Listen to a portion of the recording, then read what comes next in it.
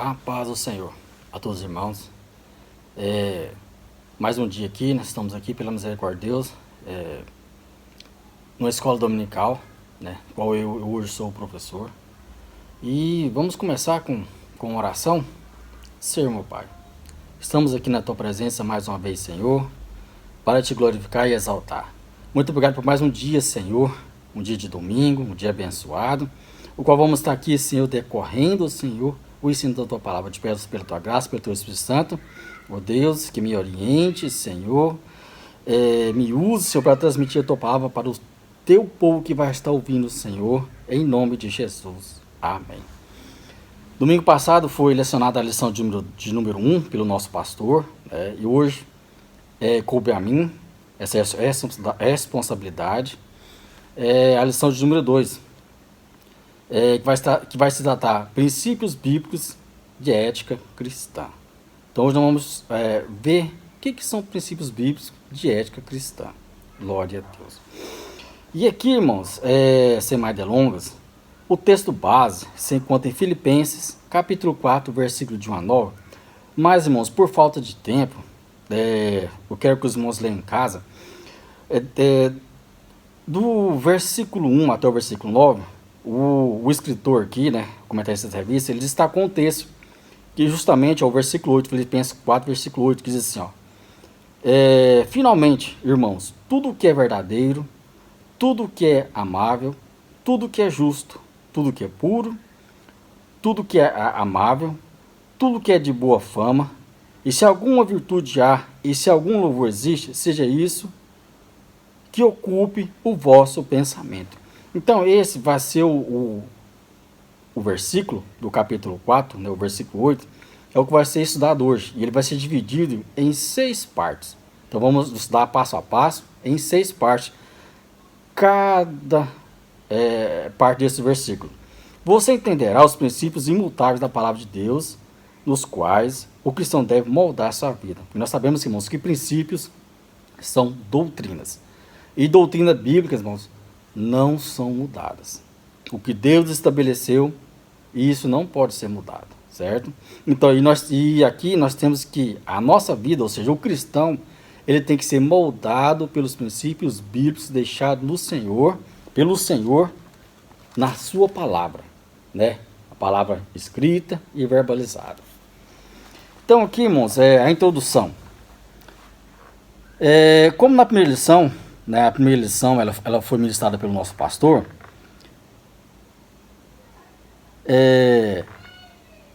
nós vamos ver aqui um paralelo entre a doutrina bíblica e a ética cristã, ou seja, igualdade, irmãos, um paralelo, as duas andam juntas, uma não pode viver sem a outra.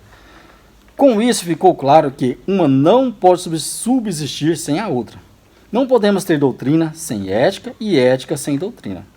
Paulo, no texto base dessa lição, tenta mostrar que a mente humana está fixada em alguma coisa, e realmente. Uma lei da vida que se um homem pensa em algo com frequência, chegará o momento em que não poderá desejar outra coisa. Por isso é importante que o cristão pense em coisas dignas, ou seja, coisas que vai trazer edificação. Ou seja, então eu tenho que pensar nas coisas, as coisas que vão trazer edificação são as coisas que são do alto, certo? E o que veio do alto para nós? A palavra de Deus, certo? Deus inspirou os escritores para deixar essa palavra. Então, ou seja, eu tenho que meditar e pensar nela dia e noite. É o que está dizendo aqui, em Colossenses 1, Colossenses capítulo 3, do versículo 1 e 2, nos diz assim, portanto, se foste ressuscitado juntamente com Cristo, buscar as coisas lá do alto, onde Cristo vive, e assentado à direita de Deus, pensar nas coisas lá do alto, não nas que são daqui da terra. Porque as coisas aqui da terra, irmãos, são passageiras, certo? Levam à destruição, vai nos levar a afastar-nos de Deus. Aqui, o primeiro ponto aqui, irmãos, dessa lição, primeiro ponto da lição aqui, a essa altura é bom fazermos uma distinção entre costumes e princípios. Nós vamos saber aqui, irmãos, a distinção entre costumes e princípios. Costumes são procedimentos culturais e ocasionais, certo? Os fariseus chegaram a Jesus e eles disseram: por que transgredir os teus discípulos a tradição, ou seja, costumes dos anciões? Pois não lavam as mãos quando comem. Lavar as mãos aqui é um costume de higiene, certo? Lavar as mãos, né? Lavar as mãos antes de você comer é um costume de higiene. Só que nós temos que ressaltar algo que é importante, né? Importante. O que os anciões, certo, faziam de errado, né? Na questão do costume. Eles punham o costume acima da doutrina bíblica. E não. O costume não deve ser posto. Ou seja, o costume, irmãos, ele é tirado dentro da doutrina bíblica e da ética cristã. Então, se você for analisar, né, por toda a Bíblia, você vai observar que existe o costume bíblico. Existe o costume bíblico, certo?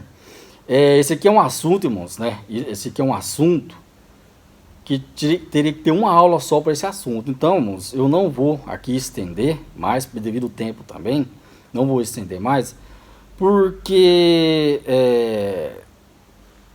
nessa aula o objetivo não é esse, mas eu só quero observar uma coisa. Na aula passada, teve a definição da ética, né? Que a ética é assim, o conjunto de regras e preceitos de ordem valorativa e moral de um indivíduo, de um grupo social ou de uma sociedade. Então, podemos ver que o costume vem da ética. Ou seja, preste bem atenção. Tem um princípio, dentro do princípio vem a ética, e dentro da ética vem o costume. Para que o costume? O costume, irmãos, é para você preservar a moral, certo, do indivíduo. Esse é o objetivo do costume. O costume é para poder ajudar a preservar a moral. É isso que é a finalidade do costume. Então, infelizmente, o que acontece? Os anciões, ou seja, tanto os anciões, fariseus, escribas, os religiosos da época de Jesus, eles punham o costume acima, certo, da doutrina bíblica. Então, foi isso que Jesus ele veio mostrando que não.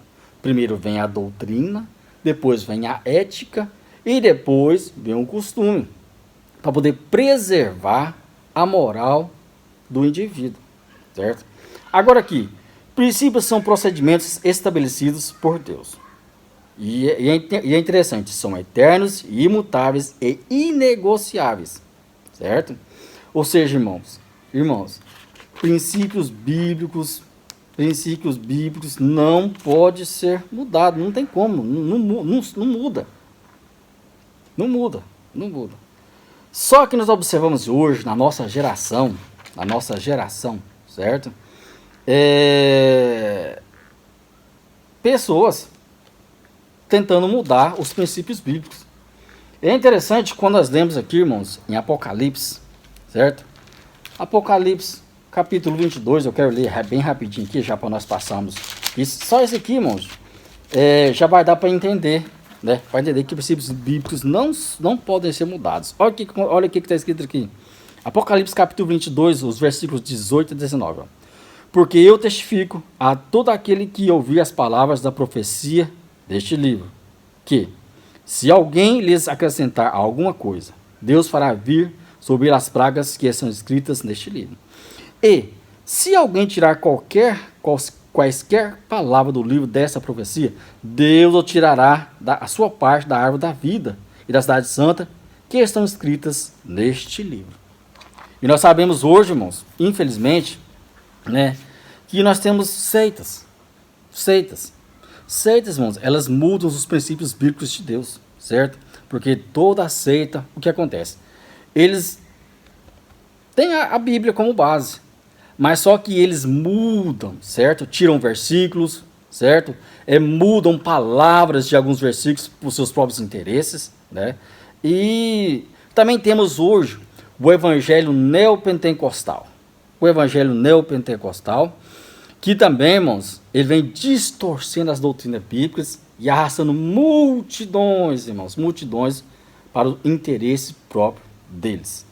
Então, ficou bem claro que princípios bíblicos são inegociáveis, certo? Então, irmãos, fique bem claro isso. Para nós darmos andamento agora, irmãos, né? Agora nós vamos estudar. Nós vamos estudar agora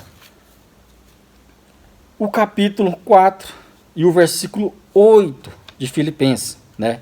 São 6 tópicos, né? Vão ser 6 tópicos bem rápidos que nós vamos estudar aqui. O primeiro tópico diz assim, ó: o que é verdadeiro? O que é verdadeiro? Se está falando que é verdadeiro, vem o quê? Vem da verdade. Vem da verdade, ó. O princípio bíblico da ética cristã é, sem dúvida alguma, a verdade. A verdade. No mundo há muitas coisas ilusórias e enganosas. Isso é bem verdade, irmãos.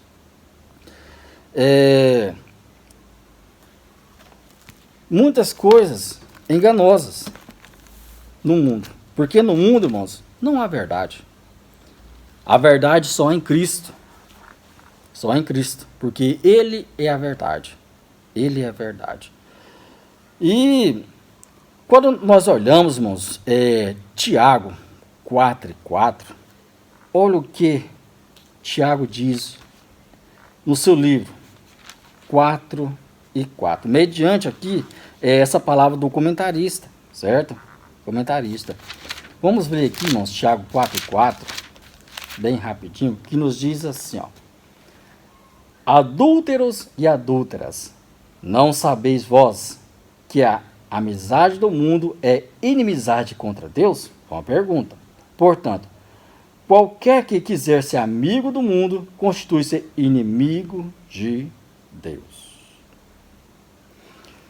Mas aqui, irmãos, é interessante que Tiago no 4:4 aqui, ele entra dizendo adúlteros e adúlteras. Mas aqui, irmãos, ele estava se referindo aos irmãos, certo? Que conheceu a Cristo, conheceu a verdade, mas agora, por algum motivo, irmãos, eles já estavam começando a ter amizade com o mundo. Por isso, ou seja, aqui, irmãos, essa prostituição aqui, que está dizendo aqui, de adúlteros e adultas, não é a questão de homem e mulher, não. Aqui é a questão, irmãos, a verdade que estava naquelas pessoas, certo? Eles estavam esquecendo aquela verdade e olhando já para o mundo, ou seja, estão voltando, certo? A ter amizade. Aí por isso o Tiago, né? O Tiago escreve para aqueles irmãos, para eles relembrar. Porque o que eles estavam fazendo, ou seja, porque agora, irmão, eles estavam o quê? Casados com Cristo. Certo? Os irmãos lembram, né? Lembram da parábola das 10 virgens, não é um casamento? Que dia que ou seja, porque o estado que aqueles irmãos estavam são noivos, esperando o noivo. Então, por isso que ele traz a expressão adúlteros e adúlteras, certo? E por quê, irmãos? No mundo tudo é ilusório, passageiro, não há verdade. Não há verdade. Só há tristeza no mundo, não há verdade. Mas agora, em Cristo, sim. Em Cristo, sim. Então, por isso que o apóstolo Paulo, ele aconselha os irmãos, ó, busque tudo que é verdadeiro. Ou seja, tudo que é Cristo. Olha o que mais aqui. Paulo destaca esse princípio quando exorta os Efésios, dizendo: mas segui a verdade em amor, cresçamos em tudo aquilo que é a cabeça, que é Cristo. Foi o que eu acabei de dizer para os irmãos. Ou seja, o que eu acabei de dizer para os irmãos. O que acontece, meus irmãos? Cristo é a cabeça. Nós somos o corpo. Ou seja, nós somos os membros que está ligado na cabeça. Então, tudo que a cabeça que é Cristo pensa que é verdade, os membros têm que fazer. Então, eu como cristão, eu faço parte do corpo de Cristo. Então, eu tenho que entender isso, irmãos. Entender isso, né? E obedecer a cabeça que é a verdade. A falta com a verdade, interessante. Olha o que é a falta com a verdade né, traz para a vida das pessoas. Os irmãos lemos de Ananias e Safiras, né, Atos, capítulo 5, do versículo 1 a 11, é uma leitura, não precisa a gente fazer leitura, porque todos os irmãos conhecem, né, a história, na verdade. Aquele casal faltou com a verdade. E o que aconteceu? A coisa mais terrível, ou seja, o castigo máximo, que foi a morte para aquele casal, porque eles faltaram com a verdade. Então é muito importante, irmãos, e muito importante, não se esqueça, você está ligado em Cristo, ou seja, a cabeça é Cristo, a cabeça é a verdade, certo? Da onde a cabeça nos direcionar, nós membros, temos que acompanhar, certo? Porque nós estamos ligados na cabeça que é Cristo. Então isso, irmãos, pense bem, vamos fazer tudo que é verdadeiro, tudo que é verdadeiro, glória a Deus. Agora, o tópico 2, tudo que é respeitável. Ou seja, irmãos, vamos dizer, tudo que é honesto. Tudo que é honesto. Aqui, ó. Quando isso que se aplica ao homem, descreve alguém que vive como se todo este mundo fosse templo de Deus. Isso aqui é interessante, irmãos. Tudo que é honesto, ou seja, aonde eu estiver, irmãos, aonde eu estiver, o lugar que eu estiver, eu tenho que ser honesto. Porque tem traduções que vai dizer respeitável, mas a maioria das traduções diz tudo que é honesto. Tudo que é honesto. Então, como o comentarista bem disse, e é verdade, aonde eu estiver, irmãos, eu sou o templo de Deus. Então eu tenho que ser honesto. Em casa, no trabalho, aonde eu estiver, certo? Eu tenho que ser honesto. Eu não posso ser falso. Certo? Eu não posso, porque Deus não está vendo todas as minhas ações. Não adianta ao lugar onde eu estiver, eu ser um crente camaleão, porque o crente camaleão é aquele que ele adapta, certo? Onde mudou a situação, ele muda também. Não. O crente honesto, irmão, aonde ele estiver, ele é a mesma pessoa, sendo em casa, sendo na igreja, sendo no trabalho, ele é a mesma pessoa.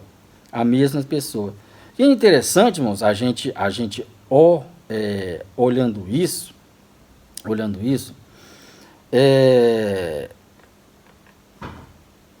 tem uma passagem interessante na Bíblia, né, que é no livro de Daniel, onde conta, irmãos, a história de Daniel e os seus 3 colegas.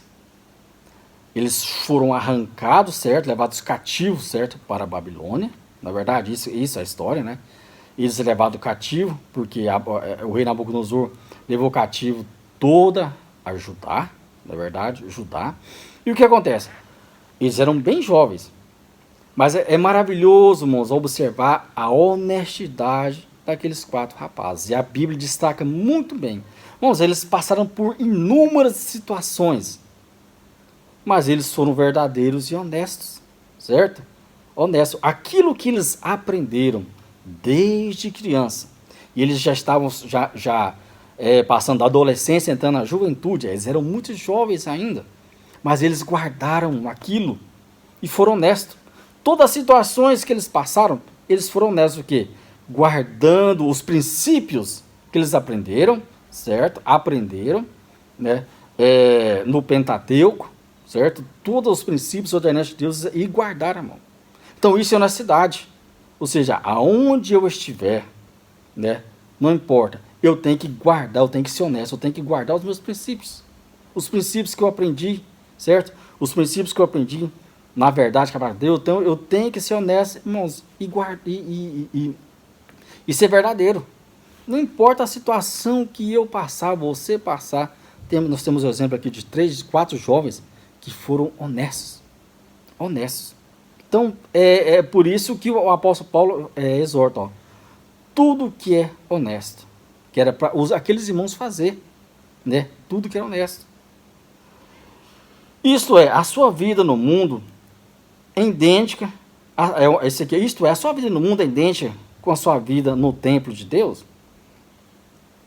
Isso aqui é uma pergunta. É uma pergunta. Então, ou seja, o cristão, deve fixar a mente nas coisas que são profundas, sérias e dignas. É isso que é ser honesto. Tá bom? Agora vamos passarmos, né, para o tópico 3. Tudo que é justo. Tudo que é justo. O termo grego dikaios define um homem justo, o que dá a Deus e aos homens o que é devido. Em outras palavras, irmãos, dikaios é a palavra é a palavra de dever assumido e realizado. Justo, fazer justiça, ser justo, é algo difícil, irmãos, difícil. Mas nós temos exemplos na Bíblia, certo? Na Bíblia, de homens justos. Interessante, eu estudando, eu lembrei, porque não está aqui, né, na revista, mas eu me lembrei de uma passagem bíblica que se encontra no livro do profeta Ezequiel, certo? No capítulo 14, os versículos de 12 a 20. É um pouquinho extenso, mas, irmão, só eu ler isso aqui, não precisa nem comentar mais nada. Olha o que diz. Livro do profeta Ezequiel, capítulo 14, os versículos de 12 até o 20. Olha o que a palavra de Deus nos diz. E veio ainda a mim a palavra do Senhor, dizendo: Filho do homem, quando uma terra pecar contra mim, gravemente se rebelam, então estenderei a mão contra ela, e tornarei instável o sustento do pão, e enviarei contra ela fome, e arrancarei dela homens e animais. Ainda que estivesse no meio dela estes 3 homens, Noé, Daniel e Jó, pela sua justiça livrarias apenas a sua alma, diz o Senhor. Preste bem atenção, irmãos. Se eu fizer passar pela terra nocivas alimarias, e a ela a assolarem, que fiquem assolada, e ninguém possa passar por ela por causa das feras. Ainda que estes 3 homens estivessem no meio dela, vivo, eu, diz o Senhor Jeová, que nem a filhos nem a filhas livrariam, só eles ficariam livres e a terra seria assolada. Olha bem o que é justiça.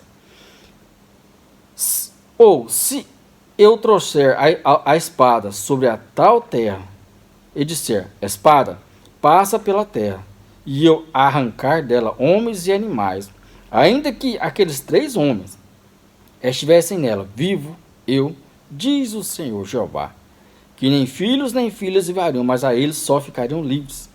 Ou se eu enviar a peste sobre a tal terra e derramar o meu furor sobre ela com sangue, para arrasar dela homens e animais, ainda que Noé, Daniel e Jó estivessem no meio dela, vivo eu, diz o Senhor Jeová, que nem filhos e nem filhas lhes livrariam, mas só livraria a sua própria alma pela sua justiça. Glória a Jesus. Então, prestaram bem atenção aqui, irmãos, nessa leitura que eu fiz, o quão importante é a justiça, porque Deus estava dando testemunho de 3 homens, certo? Que passaram por essa terra, cada um a seu tempo. E você vai observar que foi um tempo bem distinto um do outro, certo? Mas Deus falou, né? Pela justiça deles, porque a justiça, irmãos, ela tem que ser diante de Deus primeiro e depois diante dos homens, né? Eu tenho que assumir isso e realizar isso, certo? Justiça diante de Deus e diante dos homens. Então, só irmãos, esse texto que eu li, já não precisa comentar mais nada. É só você pegar, ler a história de cada um. Lá vai estar bem destacado, né? Destacado a justiça deles diante de Deus e diante dos homens. E isso é muito importante ser observado isso, ser observado isso, certo? Porque para Deus dar testemunho, irmãos, preste bem atenção, de 3 homens, é porque realmente, irmãos, eles fizeram justiça. Justiça, certo? Porque, infelizmente, irmãos, hoje, há que quem coloca o pensamento nos prazeres do mundo, esquecendo totalmente dos seus deveres para com Deus e para com a sociedade. Esse é o grande problema. E esses homens, irmãos, esses 3 homens, certo? Cada um viveu em uma sociedade diferente. E cada um, irmãos, passou por diversos problemas, certo? Diante de Deus, diante da sociedade. Mas eles foram justos. Se posicionaram firme diante de Deus e também firme diante da sociedade. Então, por isso, né, que você pode observar que a leitura que eu fiz no capítulo 14 de Ezequiel, e os versículos 12 até o 20, vocês podem observar que qualquer coisa que Deus trouxesse na terra, mas se aqueles homens estivessem lá, certo? Deus ia livrar eles. Só eles iam ficar. Eles iam ficar, porque pela justiça deles. Então, na mesma coisa somos nós, irmãos. Nós, certo? Assim o apóstolo Paulo exortando aqueles homens, né? Aquela igreja ali em Filipe, sobre justiça, nós também nos exortado na mesma forma em nossa geração. Nós assim procedemos como procedeu Jó, Daniel, certo? Desculpa, irmãos, que é Noé, Daniel e Jó. Da mesma forma, a nossa justiça tem que ser igual a deles, para alcançar testemunho diante de Deus e diante dos homens. Agora aqui, por quarto ponto, tudo que é puro. A palavra grega usada para descrever o que é moralmente limpo, livre de mancha. Olha aqui, irmãos. Olha aqui. Tudo o que é puro. Certo? Observamos que o apóstolo Paulo está usando a expressão puro, tanto para homens quanto para mulheres, né? Irmãos, nós temos que entender uma coisa. Nós viemos para Cristo, certo? Aceitamos a Jesus. Nós crescemos, né? Fomos criados de uma forma que muitas coisas, irmãos, não era pecado. Muitas coisas que é impuro para Deus, da forma que nós somos criados, era normal. Mas ao partir do momento que nós viemos para Cristo, preste bem atenção, aceitamos a Cristo, ou seja, os nossos pecados são perdoados, nós nos tornamos o quê? Puros diante de Deus. Mas aí, irmãos, há um diferencial. Eu tenho que continuar, ou seja, eu tenho que ir aprendendo a conservar a pureza que me foi, certo? Que me foi dada por Deus através do perdão dos meus pecados. Então eu tenho que começar a buscar tudo que é puro. Tudo que é puro. Certo? Porque, ou seja, ninguém mais alcança a purificação do dia para o outro. Ninguém alcança. Você vai cada dia analisando a sua vida agora em Cristo, analisando, eu tenho que melhorar nisso. Isso aqui já me foi perdoado, mas eu não posso tornar a fazer isso, porque senão eu vou me tornar impuro. Certo? E nós temos exemplos interessantes na palavra de Deus, na verdade. Quando a gente olha Timóteo capítulo 3, lá a gente vai observar o perfil do líder espiritual. Paulo começa dizendo: é necessário, portanto, que o bispo seja irrepreensível. Irrepreensível, irmãos, é pureza. É um dos princípios, seja, da pessoa ser pura. Ou seja, vale destacar aqui que aqui era uma exortação para quem estava sendo separado para o ministério, certo? Então, aí aqui o comentarista está dando um exemplo, né? Porque eram muitos requisitos. Marido de uma só mulher, na verdade, ele tinha que ter bom testemunho diante de Deus, diante dos homens, não é verdade? não deveria ser espancador. Essas qualidades do homem puro, espancador, certo? Saber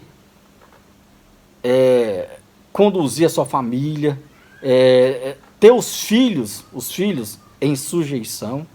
Essa era a recomendação para que um homem não fosse, para que o homem não seja irrepreensível. Então, meus irmãos, é uma tarefa difícil, não é fácil. A pessoa buscar tudo que é puro. É um aprendizado, nunca se esqueça, é um aprendizado. E cada dia, irmãos, nós vamos aprendendo com os nossos erros, a nos buscar tudo aquilo que é puro. Buscar tudo aquilo que é puro. Esse é um princípio que não pode ser alterado no que costumamos chamar de a ética do obreiro. Irmãos, não tem como. Não tem como, certo? Então, pense bem. Vamos começar a analisar tudo que está à nossa volta. Se eu, irmãos, estou buscando a pureza. Se eu estou buscando a pureza, certo?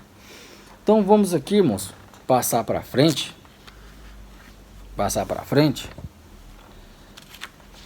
E vamos, estudar mais um aqui.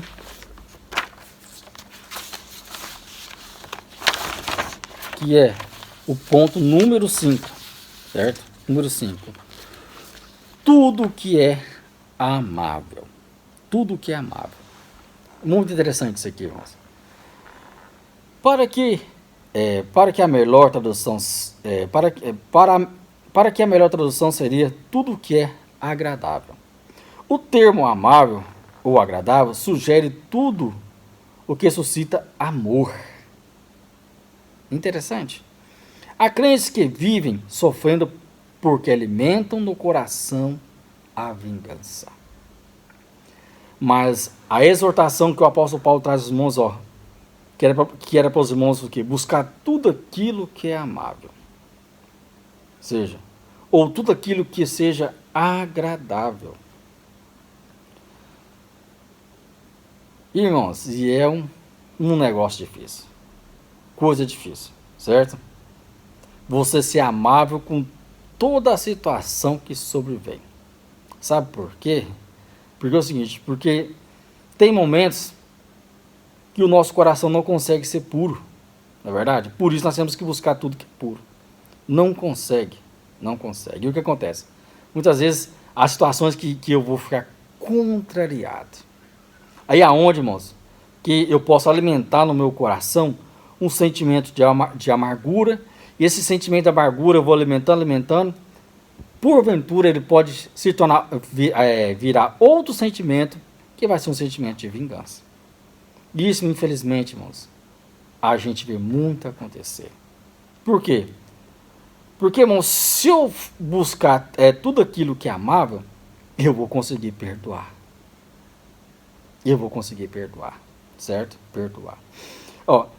Em vez de atraírem para si o amor, atraem amargura e ressentimento, certo? Agora, olhe, preste bem atenção, irmãos. O que o escritor, a carta aos Hebreus, diz, irmãos? Em Hebreus, capítulo 12, os versículos 14 e 15. Olha o que ele diz. Há crentes que vivem sofrendo porque alimentam seguir a paz com todos e a santificação, sem a qual ninguém verá o Senhor.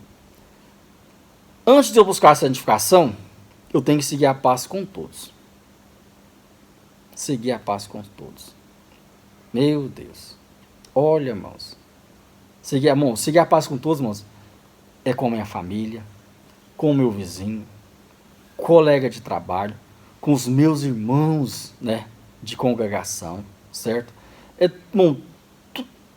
Tudo o que me envolve, aonde está o meu próximo, o meu semelhante, eu tenho que ter paz com todo mundo. Porque se eu não tiver paz, irmãos, a paz com todo mundo, não tem como eu ter santificação. E o pior, ninguém vai ver a Deus. Então, por isso, irmãos, que nós temos que buscar tudo aquilo que é amável. Tudo aquilo que é amável. Certo? Quando nós observamos os crentes da igreja primitiva, era, sem dúvida alguma, agradáveis. Louvavam a Deus e, contudo, com toda a simpatia de todo o povo. Irmãos, aquele povo, certo? Né? A igreja do primeiro século, ali nos dias de Pentecoste, é algo impressionante, irmãos. Aquele povo eles se envolveram tanto, mas tanto com o Espírito Santo, que a vida daqueles irmãos foi mudada de tal modo que as pessoas viam o carisma, o carinho, a amabilidade deles, e elas viam para o quê? Para Cristo. Ou seja, eles foram ganhando a simpatia do povo, certo? A simpatia do povo, e aquelas pessoas foram vindo para Cristo por causa do testemunho, ou seja da amabilidade daquele povo. Era tão amável, que eles não suportavam as pessoas e vinham para Cristo, porque viam como eles eram no passado e agora a vida nova, transformada. O que o amor de Deus fez se tornaram pessoas amáveis. E pessoas amáveis, irmãos, conquistam outras pessoas. É assim que acontece. Então, por isso, né, seguir a paz com todos. Ou seja, o que é seguir a paz com todos? Ser amável com todo mundo. Nunca ter um sentimento, irmãos, guardar um sentimento de arrogância, certo? De amargura. Porque isso, irmãos, não vai fazer mal para a pessoa, certo? Futuramente pode ocasionar um sentimento de vingança, que é ruim. E outra coisa, não vai vir a Deus. Então pense nisso. Vamos ser, irmãos, amáveis, agradáveis diante de Deus e diante dos homens. Assim nós vamos ganhar a simpatia das pessoas e as pessoas, irmãos, vão vir para Cristo. Certo? Nós encerramos aqui, irmão. Vamos para o tópico 6, né? Que tudo que é de boa fama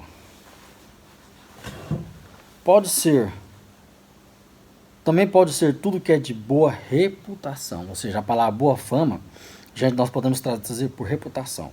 Podemos clarear esse princípio com a palavra que Paulo diz em 1 Timóteo capítulo 3, versículo 7. Ele diz: é necessário que ele tenha bom testemunho dos de fora, a fim de não cair no opróbrio e no laço do diabo.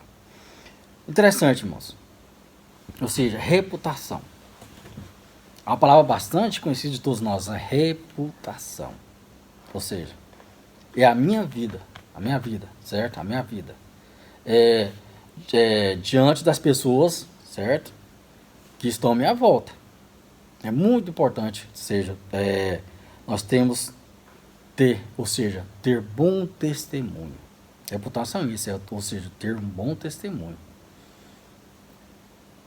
Quando nós observamos Abraão, interessante Abraão, ele era tão respeitado, certo, pelos povos vizinhos, porque eles notaram que aquele homem era diferente. Tinha algo nele que ele se destacava, certo? Então, por isso, ele alcançou um respeito muito grande, né? Muito grande dos reis, impressionante que dos reis, as nações vizinhas conhecia a reputação daquele homem, ou seja, o testemunho dele, o qual a Bíblia Deus chega a chamar de Abraão de meu amigo. Olha a profundidade que aquele homem alcançou diante de Deus e diante dos homens, certo? Será que a nossa fama hoje, nos dias em que vivemos, dentro e fora da igreja, é boa ou má? Será que a nossa fama, certo? Onde o meio que eu estou, tanto dentro da igreja ou fora dela. Aqui, será que os nossos parentes, amigos, né, podem dizer de nós o que a sunamita disse de Eliseu ao seu marido? Olha o que a sunamita diz. Vejo que este homem que passa sempre aqui é um santo homem de Deus. 2 Reis 4, capítulo 4, versículo 9. Olha, irmãos, o testemunho daquele homem. A Bíblia fala que ela, irmãos, ela só via ele passar. Ela nunca tinha parado para conversar com ele. Ela nunca tinha parado para conversar, dialogar. Não. A Bíblia é bem clara que ela via aquele homem passar, certo? Pela cidade onde ela morava. E ela notava que ele era um santo homem de Deus. Interessante de observar isso, né? E ela vai e declara isso para o marido dela. Ou seja, isso, irmãos, é testemunho. E agora? E o meu e o seu testemunho diante dos nossos parentes? O que eles dizem de nós? Os nossos amigos, colegas de trabalho, certo? Os irmãos da igreja. Como é que está a nossa reputação? Ou seja, a nossa boa fama. Como é que está? Isso é algo que a gente tem que pensar. Pensar muito, né? O meu testemunho. O nosso testemunho. Como é que está? A nossa fama, certo? A nossa fama. Então, para concluir, certo? A conclusão aqui, examinamos até aqui os 6 princípios da ética cristã. Preste bem atenção. O que nós estudamos aqui hoje, irmãos, foram 6 princípios da ética cristã, certo? Dentro da doutrina bíblica. Esses aqui são princípios éticos nossos, certo? Agora, Paulo termina a sua doutrina destacando a excelência do comportamento cristão. Aí, o restante do versículo que nós decorremos, né, capítulo 4 e o versículo 8, o restante do versículo. Se há alguma virtude e se algum louvor existe, seja isso o que ocupe o vosso pensamento. Pensamento, certo? Tudo isso, irmãos, foi discorrido aqui hoje, eu tenho que pensar nisso todo dia, certo? Eu tenho que pensar todo dia pensar, irmãos, todo dia pensar, certo? Em tudo que é verdadeiro, tudo que é respeitável, tudo que é justo, tudo que é amável, tudo que é de boa fama. Isso, irmãos,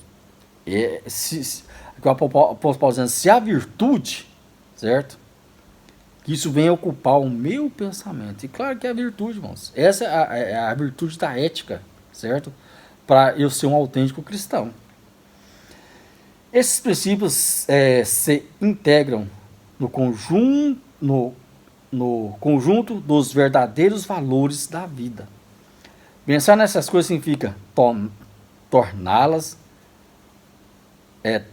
na devida conta. Isto é, levar a vida a sério. Se esses princípios são dignos, então tornemos parte de nossa vida. Olha, isso é o que o comentarista está dizendo, irmãos. E é verdade o que ele disse. Isso que tudo tem que fazer parte da minha vida, da nossa vida. Encerrando, vamos encerrar essa lição sugerindo a leitura de Tito 2, Tito 2,12. Olha o que diz Tito 2,12. Educando-nos para que renegadas a impiedade e as paixões mundanas, vivamos no presente século, sensata, justa e piamente. Eis a excelência da vida cristã, vida sensata, justa e piedosa. Então, em nome de Jesus, irmãos, em nome de Jesus, esses 6 princípios éticos que foi estudado aqui hoje, vamos pensar, certo? E torná-los em nossas vidas, irmãos, o nosso modo de viver. Em nome de Jesus, eu quero deixar agradecer, né, ao nosso pastor por essa oportunidade que tem nos dado de estar aqui ministrar essa lição. Que Deus abençoe a todos os irmãos que ouviram. Eu sei que os irmãos vão ser edificados, moldados com essa palavra, em nome de Jesus. Vamos terminar com oração? Senhor, meu Pai, muito obrigado por essa oportunidade, ó Senhor Deus grande e eterno, que o Senhor tem me concedido estar aqui e ministrar a Tua palavra, este ensinamento. Eu espero em nome de Jesus que todas as pessoas que vão ser alcançadas, Senhor, por esse vídeo, em nome de Jesus, Eu sei que a tua palavra vai trazer edificação, transformação, ó Deus. Em nome de Jesus, eu te peço, Senhor, a tua virtude, Senhor, em nome de Jesus, que os corações das pessoas vão se quebrantar. Ó Deus, que o Senhor vai arregimentar, Senhor, o ser de cada ouvinte. Em nome de Jesus, eu te peço a tua graça, hoje e sempre. Amém. Deus abençoe a todos. Muito obrigado.